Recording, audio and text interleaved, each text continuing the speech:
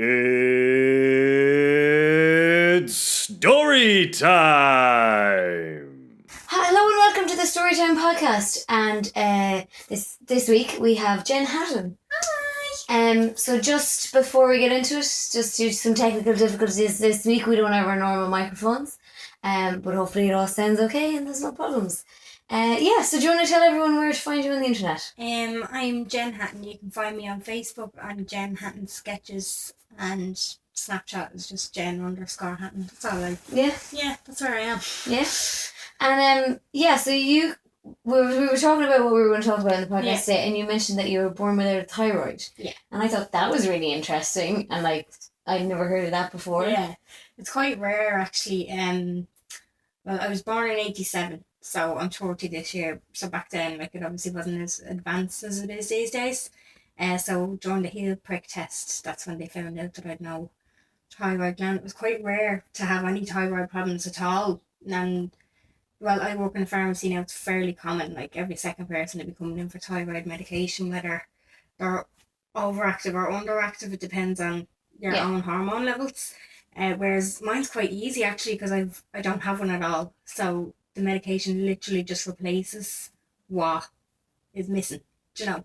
Whereas other people, it can be up 1 month, down the next month, and has to be monitored and stuff like that. So, but it cost quite a stir when I was a child because it was so undiscovered. And what does the thyroid actually do? I guess It's, to be honest with you, for somebody who has the problems, I just take it for what it is and I do what I'm told to do with the doctors. But it sends hormones to the brain. It's got to do with everything really. It's got to do with how tired you are, how hungry you are, brain development and all that sort of stuff. Like it's fairly important, you know, like if it's not as if it's just like your appendix, like you need something to replace it if it goes awry, you know, so you have to sort it out if it starts messing up on you. And you were saying like growing up with that and stuff. Yeah, well, they always had me on way too much medication because it was so nobody knew what to do basically. And I think I'm not too sure of the like how accurate this is, but as far as I know, within the 10 years before thyroid medication had only come out, so I was lucky that it had kind of already been out because it would have shaped my whole life. Like I would have been mentally retarded if I didn't have the medication to sort me out. So, but what their kind of reasoning was better to be looking at it than looking for it, you know, that sort of. So they always had me on extra, so I was like always wafer thin, and I was always really hyper, and it was like my mom couldn't, like I'd be you know, like hopping off the walls. I could never concentrate in school or anything like that, so it was a nightmare for me mom when I was a child. Jesus. Yeah, absolute nightmare. Like her friends are still kind of, like when I was a child, they were like, how do you keep up with her? But obviously she was used to me, you know, that sort of way. But Jesus, trying to get me asleep or anything like that. And then along with having thyroid problems comes like other things like Graves' disease. If you don't have enough of it in your system, your eyes can start to pop out, and that's when, like, not pop out your head, but Graves' disease, they protrude out, and you can get really lethargic and you can put on weight and stuff like that. So my aunties looked into the buggy one day. Obviously my levels were off, and they were like, she went mad. They were like, I don't think she's diagnosed with the right thing. They actually thought I had something like Down syndrome or something like that. Not in a bad way, but that's what I looked like physically as a child because of this, like physically. Yeah. So yeah. And then just kind of growing up, then I was just kind of off the wall, and then like I think I had personality disorder as a child as well, because I was like, it stuck to my mom's hip, and like my heart stopped twice. It was like, I don't know if that's something got to do with the thyroid. Yeah. But I think I spent my first 4 months of my life in hospital. Jeez. And was that when your heart stopped, or was that later? I got out of hospital because they were monitoring me so much. I got out of hospital, I'd say, at 2 months, and then stuff start going downhill. I got pneumonia in hospital, then that was sorted out, and then I got discharged. And then when I come up to me christening, the night before me christening, my mum had to stay downstairs with me because the doctors were like, she might not make it. So like last rites were mentioned and stuff like that. And then at me christening, my heart stopped. So they literally had to bomb it. Like, I'm always accusing my mum and dad of adopting me, because I'm like, there's no pictures of my christening, you know, and they're like, no, yeah, we had to rush to the hospital and stuff. And then I think it stopped. It stopped in the church, and then before I was born, it stopped. Oh my gosh. Yeah, they thought I wasn't going to be born alive, like. Jesus. Yeah.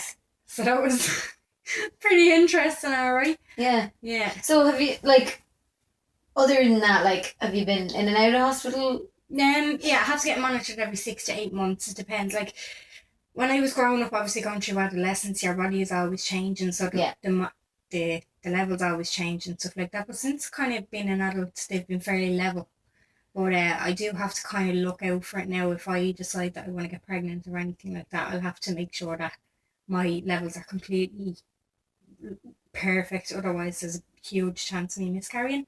Oh, okay. So I'd have to sort that out. But like, and it's only in the last couple of years. I don't know what happened one of the times. I must have been about 16. So it would have been about 14 years ago. I went in. You have to get blood tests for these things, obviously. And this time, I've been getting them all my life. I don't know why, but this time I just hit the deck. And ever since, I've just been petrified of getting blood tests. I get so woozy when I never had that before. No way. Yeah. So every time I go in, I have to put the headphones in, and I'm just like letting the nurses know, look, I might deck it. So just be ready to catch me. And there's usually a nurse fanning me down when it's happening. Like, it's so dumb. It's mad, actually, because I broke like 3 bones last year, and I developed this thing where, like, I would go in, and even if it was just to get the cast off, and I'd be pure, like, lightheaded, pure woozy, and it just, I don't know why, because I never used to be like that. Yeah. Like, I think it depends on whether you have something to eat or your blood sugars or... Yeah, and I was trying, because one of them was only like a small break on my finger, and I went in a couple of times to get the thing changed, and like, I tried different things every time, so I was like, maybe it was because I hadn't eaten, or maybe it was because this, that, and I still kept getting it. Yeah. And like, at one point I was like lying down on the thing, and the nurses were like giving me Lucid or whatever, and like they were being really nice about it, but like I was literally only there just to get the cast taken off, like it literally just came off. It was just like, I don't know what it was, just that whether it was the smell of the hospital or the smell of the cast or something that set me off, and then I was just like, I just had to sit down. I was like, I think you do think about it too much, and then I think once it happens to you, once it's in your head, then it's definitely all in your head. Like. Yeah, and I think you go in then be like, okay, please don't let me feel woozy this time. Yeah, exactly. But it's the tiny little things in the back of your head that you're thinking, like, because my thing is, I don't mind like somebody falling, or like my nephew falling, fucking busting a lip or whatever. The sight of blood doesn't bother me. It's the thoughts of it going pumping around your head. Yeah. And, you know, like, I couldn't even say that much about it because I'd just like stay there. Like I'd check it. Honestly, because I work in a pharmacy, and there's always talk of blood pressure and stuff like this.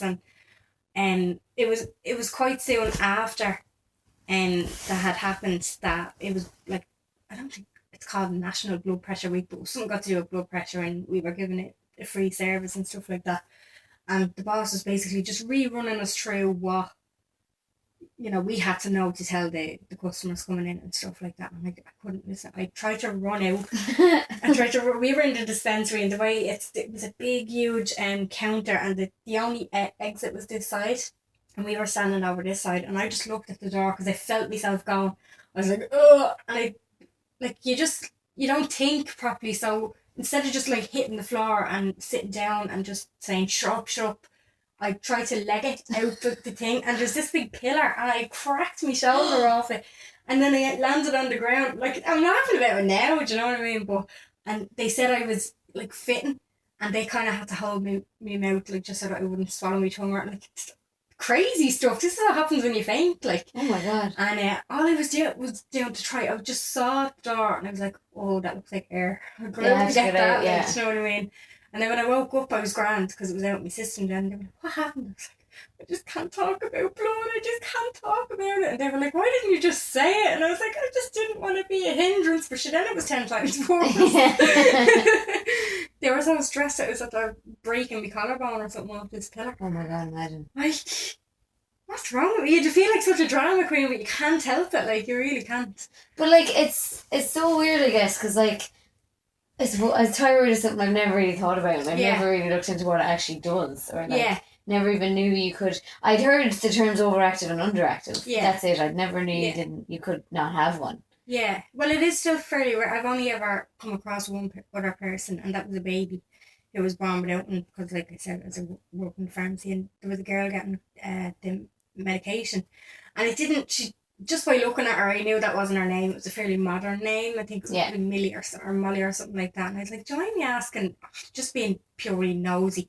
I was like, "Do you mind me asking who's the medication for?" And she was like, pointed to the baby in the car seat, and I was like, "Oh, okay." And what? She was like, "Yeah, she was born without one." And I was like, "So was I," but she was like, "Oh my God, you're okay," because they must have setting her up for every eventuality and saying, "Oh yeah," because they'd have to tell her here's worst case scenario what could happen. Yeah, exactly. And as well, I suppose it's just in general when you have a kid and there's something different with them, you're worried that they won't have like a normal life, or that they'll always be like, I don't know, in and out in hospital or whatever. But she's obviously delighted then to meet somebody who just is like a totally functioning adult. Yeah. Who has it. And she's like, sweet. It can be fine. You could actually see the relief because she hadn't heard of any others either. And I think the hospital had said to her, like, I don't know whether they'd said, look, this has happened before, or they hadn't said that, but she seemed like she had never heard of it before, or the doctors hadn't told her that it has happened before, you know, so you could just see the world coming off her shoulders when they told her. So I was delighted that I could even say that to her, but I was just being nosy about her kid. Yeah, so that's just like, I mean, it could be, I suppose a lot of women in my family have been recently diagnosed with hyperactive thyroids now. Oh, have they? Yeah. Like me, I have an auntie, an uncle, and my sister who all have dysfunction in thyroid. Yeah, my sister. So it must be something must run in the family. Oh yeah. I know they're all hyperactive and you don't have one, so it's the opposite. But yeah, it must be that. Yeah. Could there be?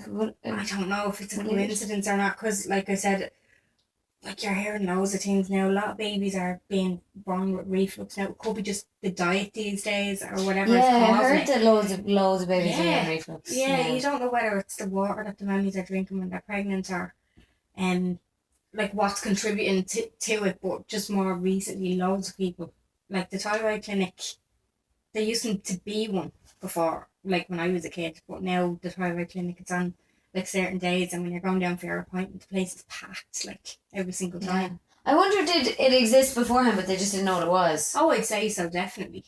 Yeah, because it contributes to, like, if you have an overactive one, you're always sweating, you're probably really skinny, but always eating, you have too much energy, your hair would be shit. And then an underactive one, you'd be really lethargic, you'd be overweight, you'd be freezing all the time, and like and it's so easily fixed that most people don't know that that's what it is, because like they'll go to the doctor thinking, oh God, what if it's diabetes? You know, if they're underactive and they're overweight, they're like, what if it's that? And then like that, it's fixed. You know, that's that way. So yeah, it's really common these days though. Yeah. So you take medication for that now? Yeah, and it's only a tiny little tablet once a day, like that's. It's not even that much of a big deal. It's not like I feel like, oh, I'm on medication for the rest of my life, or I don't feel put out by it or anything. And like even when I was a baby, there was no liquid form of it. My mum used to just chuck it into my mouth and I'd end up swallowing it, you know? Because the nurses, like, when I'd be in hospital, like with the pneumonia and stuff like that, they'd be like panicking and trying to crush it, and my mum would just come in, she'd be like, what are you doing? And they'd be like, oh, well, it's the baby, we have to try it. And then putting it in a syringe with a bit of water and stuff like that. My mum just go, oh, and I just swallow it, like, you know. My mum's well able, you know, real Irish mum. Oh, that's gas. Yeah. And then did that, like, affect you growing up at all? Like, were you mentioning when you were a teenager, did that? Well, it varied a lot, like, me levels, you know. So I'd go in 1 week and... because my body was getting bigger, and you know, it was like my body needed more the bigger that I got, but they could never get it right. So I was kind of in every like 4 to 6 months and getting like, that's a bit of a pain when you're a teenager. Yeah, and constantly going into hospital. Not that was Jesus, there's worse problems, you know, but yeah, when but I'm sure you moaned about it. Yeah, of course, like why me? All this being dramatic about it, but you know, it's like it. it's sorted itself out. Like, I suppose the next time I'll have to worry about it is when I do plan to have kids and stuff, just to make sure that I'm doing everything that I can to make sure that everything is right before I even think about it. So it's not as if, like, I couldn't even get caught. Do you know what I mean? And then for everything to go okay, because if I got caught, I more than likely wouldn't be able to carry through with a pregnancy anyway, because I know that my thyroid is off slightly. Because the last time I was in, she was like, look, you're at childbearing age, so if you want to get pregnant, make sure you come into us beforehand, because it's not completely there. Like, Oh, I get you. So you mean like you when you mean I couldn't get caught, you mean like you couldn't have my accent? You no, need to exactly. be, I'd have yeah, to. it'd have to be on purpose. Yeah. Ah, yes, because you'd have to prepare. And Yeah. you say it's like a pill a day. Have you ever like forgotten to take it? And Yeah, no, I have. Like, there's times where I go a day or two without it, and you wouldn't feel it, because it's like it'd take a good while for things for you to start completely to go out of your backwards, system. yeah. But like that, if like I wouldn't go taking two the next day or on, like that, Yeah, you can't I do wouldn't that. be pill. Should be saying that I work in pharmacy. 5 on a Friday.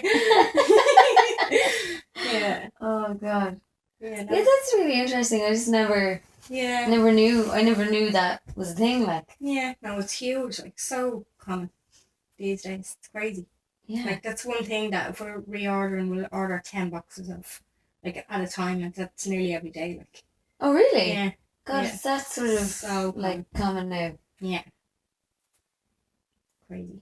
And were you saying it's like I don't know if it is now, like, but when you were younger, it was really hard to put on weight? Was it because you were on that? Yeah, if you were on too much now, I don't know how much it contributes to. Like, I'd look back on photos and go, Jesus, I was heavy there. Like, but I've never been heavier than kind of 8.5 stone. And like, I tend to be able to eat like a horse and not put on weight. I don't know if that's just got to do with me metabolism, if it's high in anyway. But I know that the thyroid does contribute to your metabolism. So, like, I'm not on too much medication, but it still never seems to. I can never kind of seem to overdo it with food as much as I try. Do you know? Yeah. But no, Like one of those skinny girls, like, I can eat whatever yeah, I I know. want. Wait till you see me now when I'm 45. I'm like, hi, Claire. Yeah, Jesus, that'll catch up on me.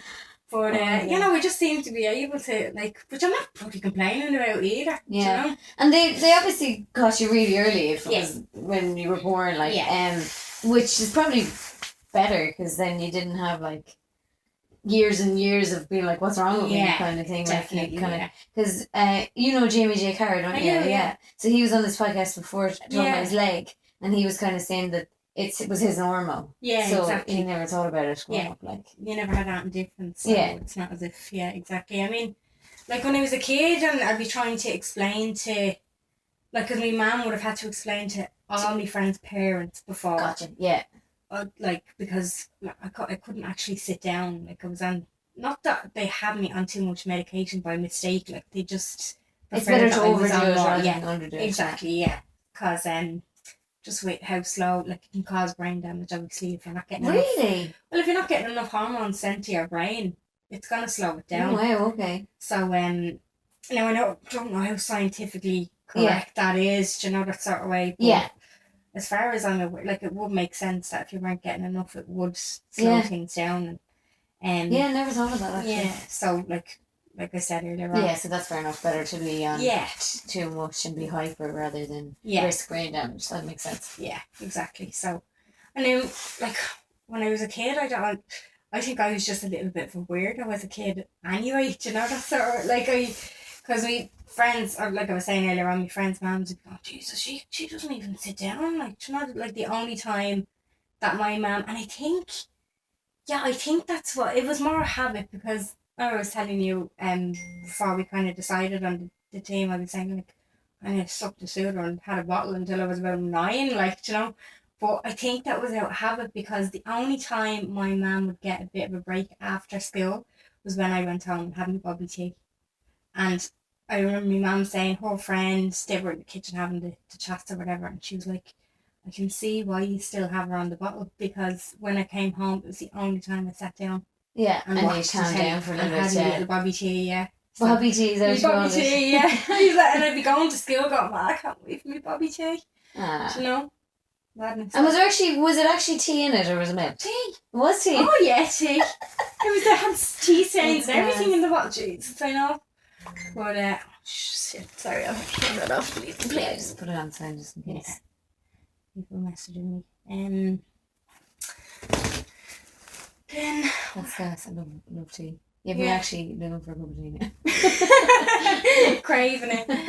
Yeah. And then Oh yeah, and you mentioned actually wetting the bed, but that wasn't related to the I thyroid. don't think it was. That's why I was just like, I was like, oh, my team could be just I was like a weirdo of a child, like, because I take the piss out of myself now because I'm always trying to come up with things because on Snapchat they do this thing called Tell the Truth Thursday, so you're always kind of trying to think of something to take the piss out of yourself of, like, and I did. I wet the bed until I was 9. I think it's got to do with a car crash, but I was a creature of habit as well when I was a kid. So if I got away with something, like I said, my ma had all the patience. So were you world in for a car me. crash? Yeah, I was. Yeah, when I was 5 on the N4.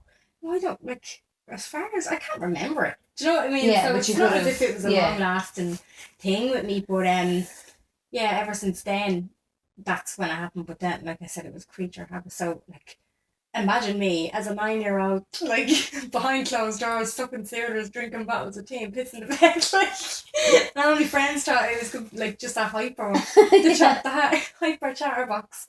Here's me going like a little drunken mess. What's the Truth Thursdays? Tell the Truth Thursday. So I would, when I'm not on Facebook, my favourite social media thing would be Snapchat. Yeah. And there's such a huge thing, like they call it Snapland. So there'd be big Snapchatters, and like the main big ones would be people that are on it for a reason. So like there's a girl called Claire Fulham. She calls herself Claire Baldwin because she had alopecia areata. So she was snapping when she was losing her hair, and she was bringing people through her journey. And there's loads of people on Snapchat like that. But you'd have days like Tell the Truth Thursday, which is run by Karen. Her handle is Bliss Bakery, and you just go on and you tell a truth of a Thursday. Like, just be completely honest. It can be anything. It can be something serious, something sad, taking the piss out of yourself, telling people an embarrassing moment. And then she will put up all the names at the end of the day who took part. So it's getting... And you send it to her, like, or you put it in your send story? it on or- your story, and you can send it to her as well. But it's getting kind of a community together on that's cool, Snapchat. Yeah, so like there's loads of days. There's Lip Sync Sunday, there's Wreck the Head Wednesday, there's God, I'm totally out of the loop on this stuff, yeah. Yeah, no, it's cool, like, and they're all Irish. Most of the Snapchatters are like Irish Snapchatters. They're huge, like there'd be kind of 25,000 plus followers, kind of for the big ones, you know? Wow. Yeah, so it's cool. Like, I love being on Snapchat because it's so interactive as well, you know. So like people will be asking you questions, or you could do like Q&As. It's kind of like vlogging, but just more real time, you know. Yeah. Yeah. So I like doing that. But usually I go on and tell an embarrassing story about my childhood. It's usually been just about pissing myself. That's yeah.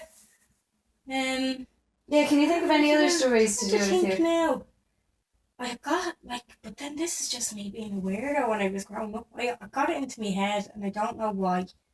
That my family were just going up and leaving one day. Maybe it was because I was such a little shit when I was a kid.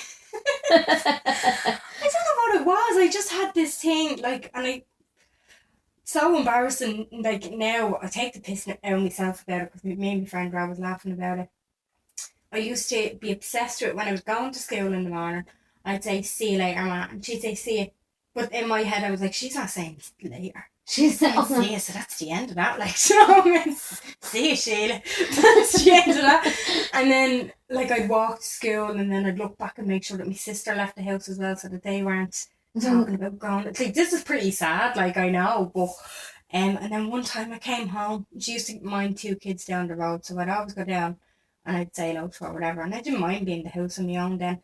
Me and my friend were coming back from the shop one day, and there's 2 entrances into my estate, and you drive out that entrance, you can walk in this one. So we were walking back, and my ma pulled out, and I saw the car, and I like, she obviously looked in the mirror and knew what was gonna happen. Like, she knew, she's like, oh, she thinks she's not gonna be happy with this, so she stopped the car. And I started running towards her, and then she drove. I'd say in her head, she's going, fuck her, she's old enough, like, you know, so she drove off. And I was So did she know you had this? She knew I had it, but I don't think she realised, like, I tortured myself with this, do you know what I mean? She didn't know that the half of it. She just thought I had this kind of little paranoia thing. Yeah, that you were just like a bit clingy kind of. Inside, I was like, it was a bit of an OCD thing with me. Like, my last word before I went to sleep had to be family.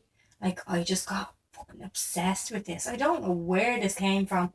I think I must have seen something on the telly or something of somebody being abandoned or something like that, but that day when she drove off, I wouldn't be surprised. I can't, like, I remember screaming, like, I was like, no! So I don't know whether I got down on my knees. I probably did. It's all very blurry now. But I went home and I looked in all the wardrobes to check that that the clothes weren't gone.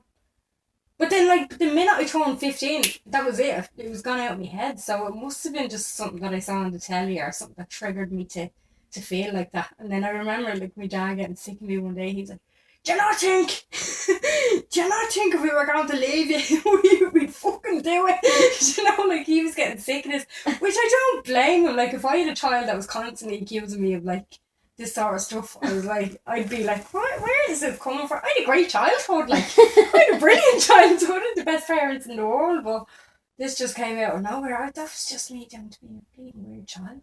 That's mad. It's crazy, like, I'd love to be able to turn back time and make it easier on my parents, I really would. If there's one thing that I could do, like, I just feel so sorry for them. Because they had you, like, hyperactive and I know, like, what a mess, I know. Jesus, it was like a wild thing. Oh my God. That's mad. When I'm talking about it, I'm like, why am I telling everyone? It's okay, it's only going on the internet, it's totally fine.